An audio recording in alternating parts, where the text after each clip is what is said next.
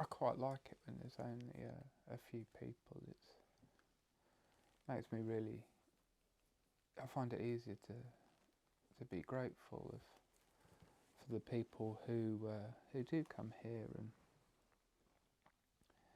and it's just, yeah, it just makes me feel very, very grateful, and I was quite overwhelmed with gratitude for people who have come with me. And it's so easy to find exciting things to do in the world. There's cinemas and pubs and an infinite number of videos to watch on the internet or the television, and you guys have come here, and I just thought how kind and nice the people who come to this group are, and it made me it often makes me realise that human beings can be so silly. I must have mentioned it before.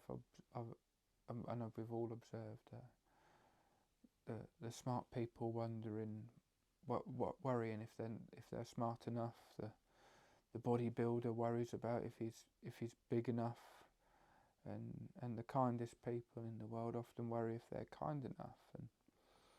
And who comes to practice kindness? It's the kindest people that I know, and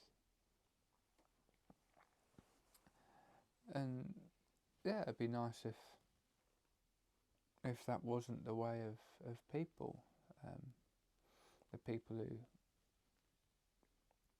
who come here are so kind, and hopefully you guys get something out of it. But it's such a shame that we live in a world where unkind people don't get the help they need to see life in a broader view. I was at work today, and someone was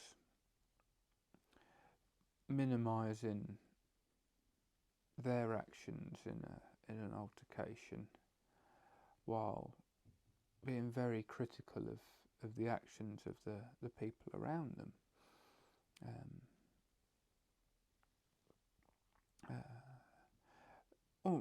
And it was so extreme. It was comical.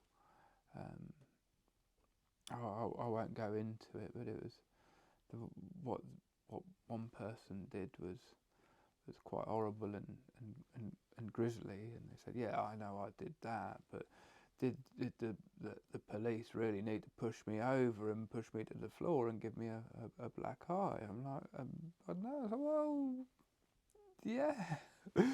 They needed to stop your actions very quickly, and the police could have maybe been gentler, but they were responding to quite an extreme situation, and then it made me think. When I was at work, I was thinking, how much of that behaviour, when it is easy to see when it's extreme, but how much of it do I do? How quick am I to judge the actions of other people before thinking about all of the unskillful things I did? How quickly am I to say, "Oh, this person didn't do this person didn't do that"? And even if I don't say it, I think it, and even if I don't think it for long, the thought might enter my mind, and it's so easy to be critical of others and minimise ourselves, but at the same time, it's so easy to be critical of ourselves and not acknowledge the good. It's just all round. It's just so easy to be critical, and it's so against the grain to habitually think of positive things. And I think that's why it's so nice to practice metta. We can change the habit pattern of the mind, that